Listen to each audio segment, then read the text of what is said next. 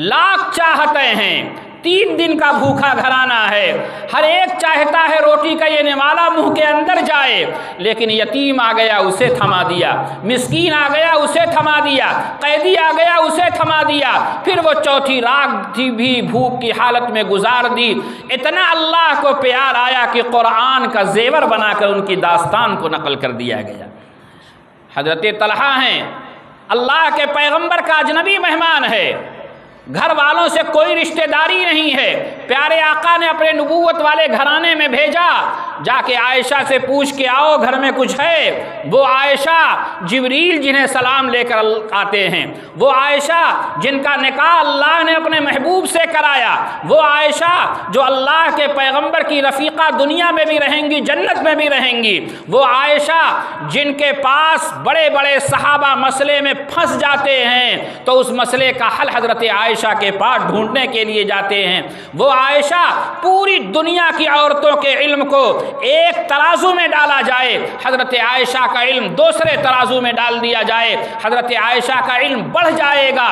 वो आयशा सिद्दीक़ा अपने घर में हैं, पूछने वाले ने पूछा अल्लाह के पैगंबर के घर में मेहमान है, अल्लाह के नबी ने ज़ियाफ़त के लिए पूछा है कुछ है? फरमाया कुछ नहीं है, सिवाय पानी के घर में कुछ नहीं।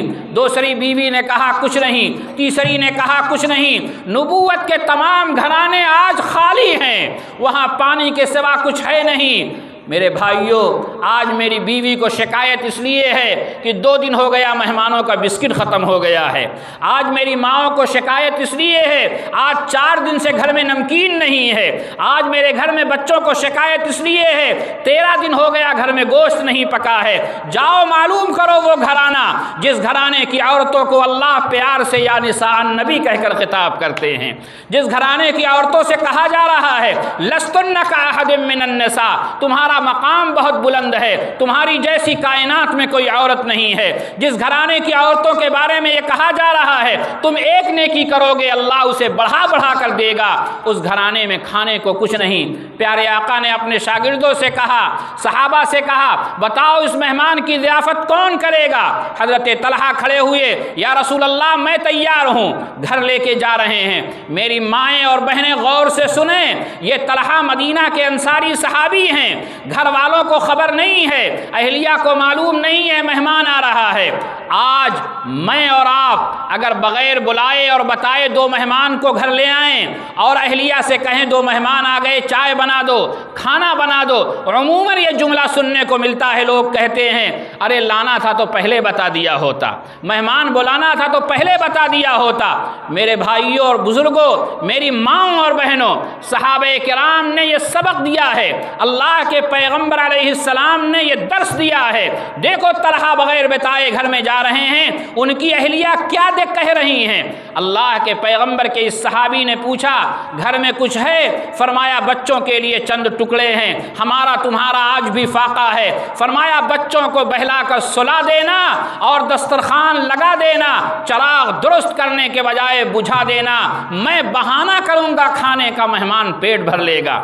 ये अदा अल्लाह को इतनी पसंद आई कि हज़रत तलहा सुबह अल्लाह के पैगंबर की मजलिस में आए, आपने देख कर मुस्कुराते हुए फरमाया तलहा तुम्हारी अदा देख कर आज अल्लाह भी मुस्कुरा उठे, अल्लाह भी हंस पड़े और कुरान की आयत उतारी गई, वयुसिरूना अला अनफुसिहिम वलौ कान बिहिम खसासा।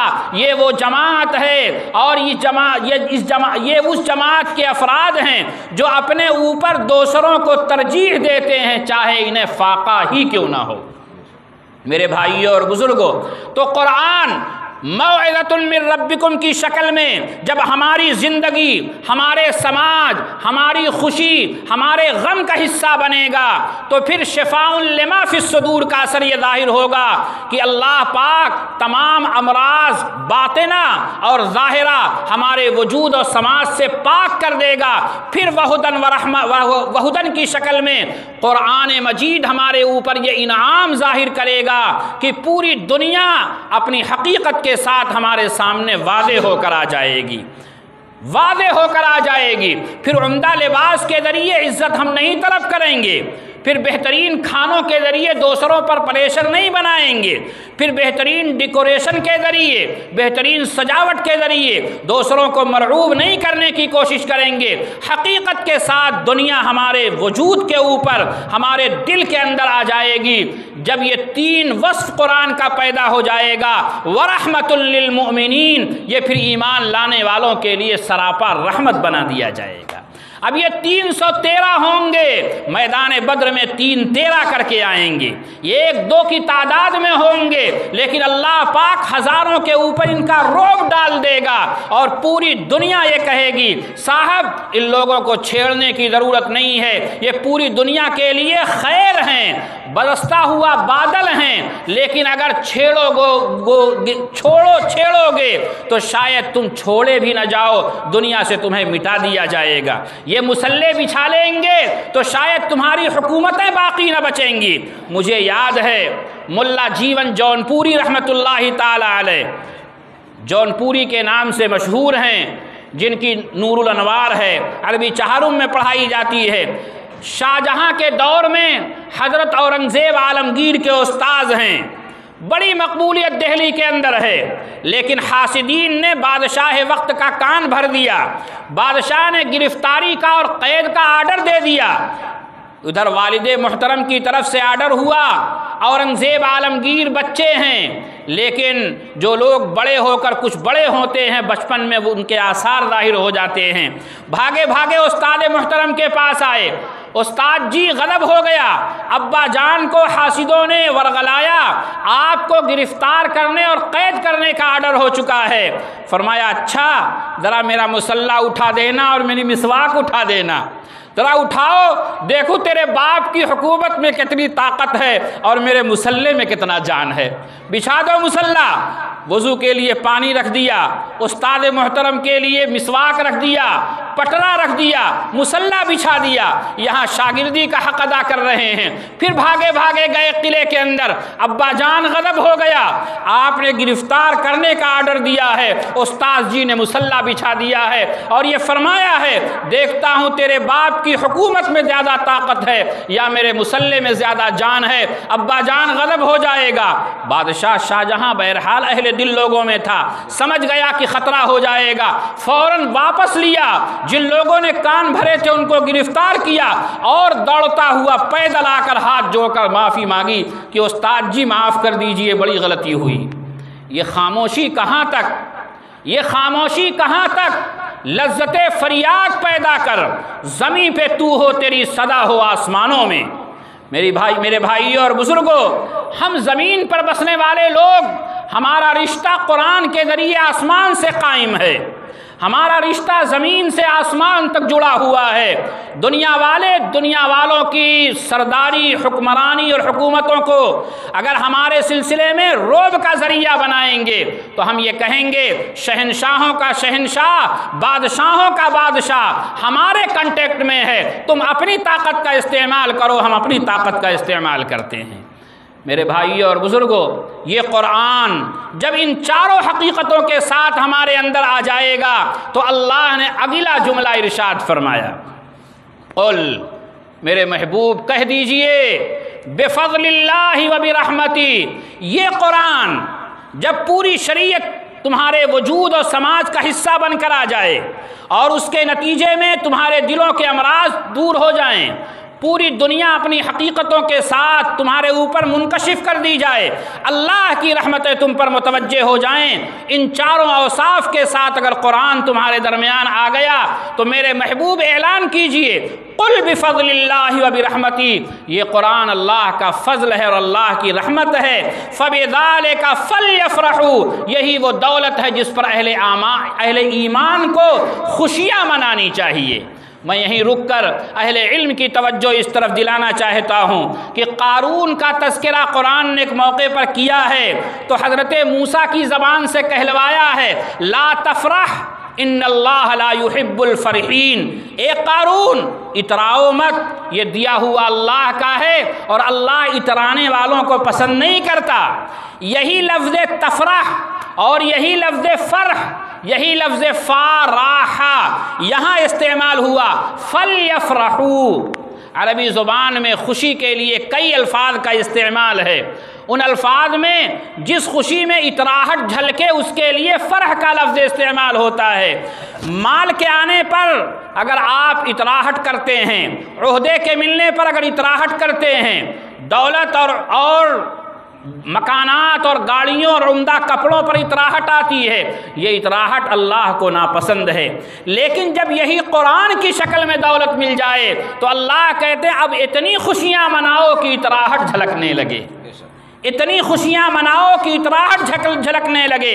یہ قرآن اللہ کی وہ عظیم دولت ہے، یہ قرآن اللہ پاک کا وہ بڑا انعام ہے۔ فَبِذَلِكَ فَلْيَفْرَحُوا، کیوں اتنا بڑا انعام ہے؟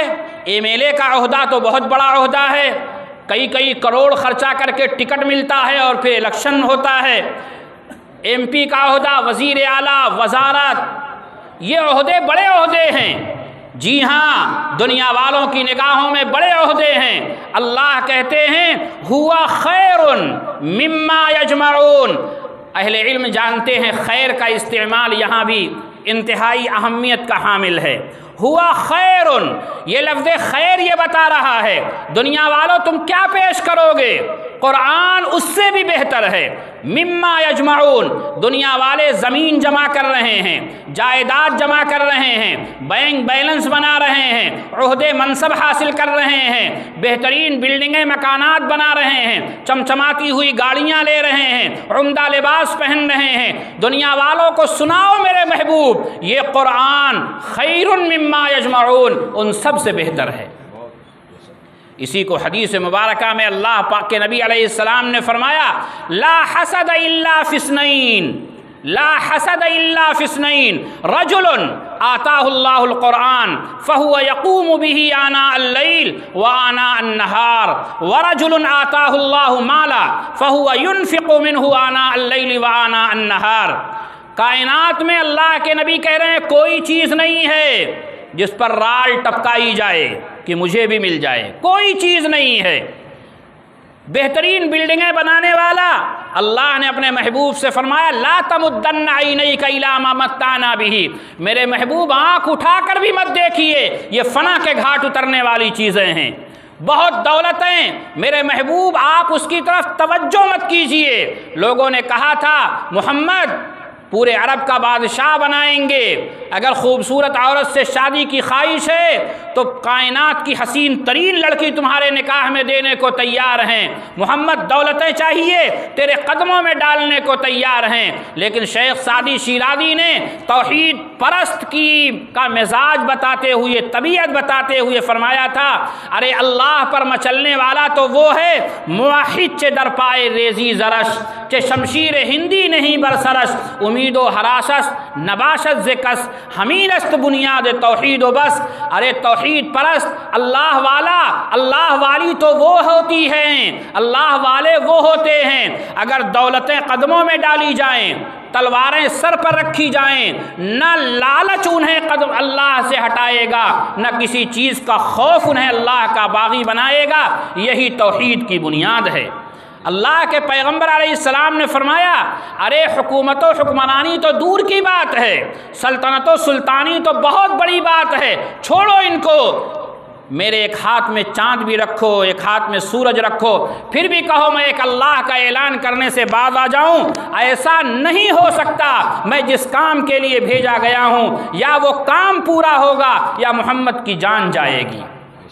میرے بھائیوں اور بزرگوں، اللہ رب العالمین نے فرمایا لوگوں قرآن اللہ کا فضل اور رحمت ہے، اس پر خوشیاں مناؤ، اتنی خوشیاں مناؤ کہ اطراحت جھلکنے لگے۔ حدیث میں فرمایا گیا اگر رشک کرنا ہے تو دو لوگ ہیں جن کو دیکھ کر رشک کرو۔ میں سوچتا ہوں عربی زبان میں رشک کرنے کے لیے یعنی دوسروں کی نعمت دیکھ کر یہ تمنا کرنا کہ مجھے بھی مل جائے، یہ تمنا کہ اس کی چھن جائے، یہ حسد ہے۔ یہ نہیں مجھے بھی مل جائے، اسے رشک کہتے ہیں، یہ کسی نہ کسی درجے میں جائز ہے۔ اللہ کے نبی علیہ السلام نے فرمایا مگر یہ کام بھی مت کرنا، اگر رال ٹپکانا اور تمنا کرنا تو دو لوگوں کو دیکھ کر تمنا کرنا کہ اے کاش میں بھی ایسا ہو جاؤں، لیکن وہاں غبطہ جو رشک کا معنی دیتا ہے وہ نہ استعمال کر کے حسد کا لفظ استعمال کیا۔ اور تمام محدثین یہ کہتے ہیں لا حسدہ میں حسد مراد نہیں ہے، رشک مراد ہے، کیونکہ حسد حرام اور ناجائز ہے۔ پھر میں آپ سے سوال کرتا ہوں، اللہ کے پیغمبر علیہ السلام کو رشک کے لیے غبطہ کا لفظ تو یاد تھا، میرے آقا پھر آپ نے حسد کا لفظ کیوں استعمال کیا؟ تو اس کا جواب میں یہ دوں گا، رشک کرنے میں اس درجہ تمہیں اپنے آپ کو بے چین کر دینا چاہیے کہ لوگ اس کو حسد سمجھنے لگے، یعنی اتنی تمنا تمہارے اندر ہونی چاہیے دو لوگوں کو دیکھ کر، کن لوگوں کو؟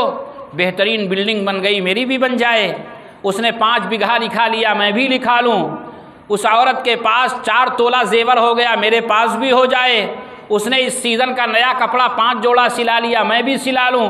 نہیں، اس طرح کی کوئی چیز نہیں ہے۔ جا کے دیکھیے اللہ کے پیغمبر کی زوجہ مطہرہ حضرت عائشہ صدیقہ کائنات کی صدیقہ کائنات کہلاتی ہیں، خدا کے حبیب کی حبیبہ ہیں۔ صحابہ نے پوچھا بھرے مجمع میں، یا رسول اللہ آپ کو سب سے زیادہ پیار اور محبت کس سے ہے؟ آج کا نوجوان یقیناً بیوی کا نام لیتے ہوئے شرمائے گا کہ اماں کیا کہے گی، سماج کیا کہے گا۔ پیارے آقا نے فرمایا عائشہ سے ہے۔ پوچھنے والا سوچ رہا تھا کہ میں کہہ دیا جاؤں گا تم سے ہے، لیکن وہاں جو دل میں ہے وہی باہر ہے۔ اللہ کے نبی نے فرمایا عائشہ سے ہے، تو پھر پوچھنے والے نے برتاؤ دیکھا تھا اس طرح کا، سمجھ رہا تھا میں بڑا قریب ہوں، یہ پوچھوں گا تو کہا جائے گا تم ہی سب سے قریب ہو، تو اس نے پوچھ لیا مردوں میں پوچھنا چاہتا ہوں، فرمایا عائشہ کے ابا سے۔ میں یہاں رک کر ایک سوال کرتا ہوں، کیا ابو بکر کو لوگ نہیں جانتے تھے؟ ابو بکر بھی تو کہا جا سکتا تھا۔ حضرت عائشہ کا نام کیوں لیا گیا؟ اس لیے لیا گیا تاکہ دنیا کو یہ بتایا جائے کہ عائشہ ایک عورت ہے، اور عورت کے ساتھ محبت کرنا اور احترام دینا یہ نبی آخر الزمان علیہ السلام کی پہلی پسند ہے۔ لہذا عورت کے وجود کے ساتھ، اس کے احترام کے ساتھ اور اس کی عزت کے ساتھ برتاؤ کرنا یہ ہر عورت کا بنیادی حق ہے۔ میرے بھائیوں اور بزرگوں، وہ حضرت عائشہ کپڑا پہنتی ہیں، فرماتی ہیں ہم کپڑا پہنتے رہتے تھے، اسی کو دھل دھل کر پہنا کرتے تھے، یہاں تک کہ وہ پیون زدہ ہو جاتے تھے۔ کبھی 2 کپڑا ہوا، ورنہ عموماً ایک ہی کپڑے میں وقت گزرتا تھا۔ آج جا کر دیکھیں آپ، میری مائیں اور بہنیں الحمدللہ اللہ نے بہت دیا ہے، اظہار نعمت ہونا بھی چاہیے، اللہ پاک نے دیا ہے تو عمدہ کپڑے پہنے بھی جائیں، اس کا بلا شبہ شریعت میں موقع ہے، اس کی اجازت ہے، لیکن آپ اور ہم اندازہ لگائیں یہ چیزیں ہمارے لیے قابل فخر نہیں ہیں۔ تو قابل فخر کیا ہیں؟ قابل فخر یہ چیز ہے، پیارے آقا نے فرمایا وہ آدمی جسے اللہ قرآن دے دیں، قرآن کی دولت مل گئی، حفظ قرآن مل گیا، فَهُوَ يَقُومُ بِهِ آنَاءَ اللَّيْلِ وَآنَاءَ النَّهَارِ، لیکن حافظ جی ہو کر نمازیں غائب نہیں کرتا، حافظہ ہو کر تلاوت سے منہ موڑے ہوئے نہیں ہے، روزانہ جب موقع ملتا ہے قرآن پڑھنا شروع۔ چائے بنا رہی ہے، ہماری عورتوں کے لیے تو بہترین موقع ہے، چائے بنا رہی ہیں، سورہ یاسین شریف چل رہی ہے، کھانا پکا رہی ہیں، تلاوت چل رہی ہے۔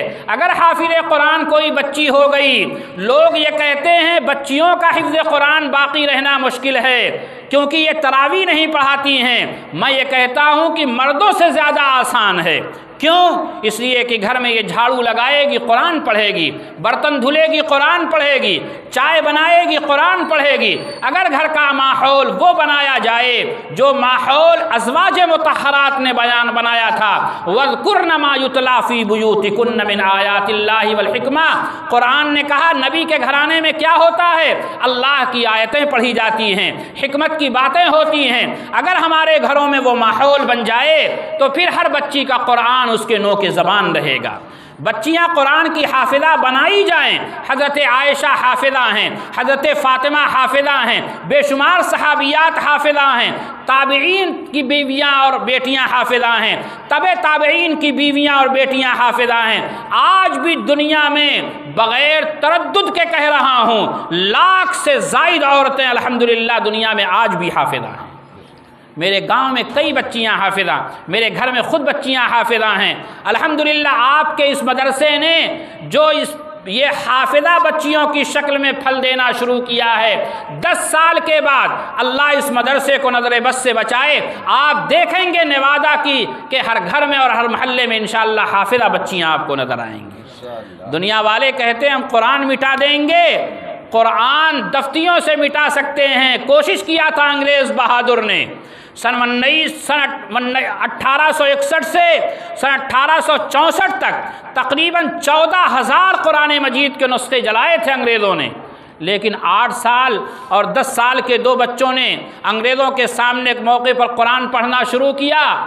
بڑا والا پڑھ رہا ہے، ایک انگریز نے کہا بیٹا تو غلط پڑھ رہا ہے، چھوٹے والے نے کہا چچا جان آپ غلط ہیں، یہ بھائی جان صحیح پڑھ رہے ہیں۔ اس انگریز نے کہا اپنے وائسرائے برطانیہ وغیرہ سے کہ کیا کرو گے تم قرآن طاقوں سے جلا کر، سینوں سے کیسے قرآن نکالو گے؟ 8 سال کے بچوں کے سینوں میں قرآن ہے، تم قرآن مسجدوں کے طاقوں سے نکالو گے، سینوں سے یہ قرآن دنیا کو پھر دے دیں گے۔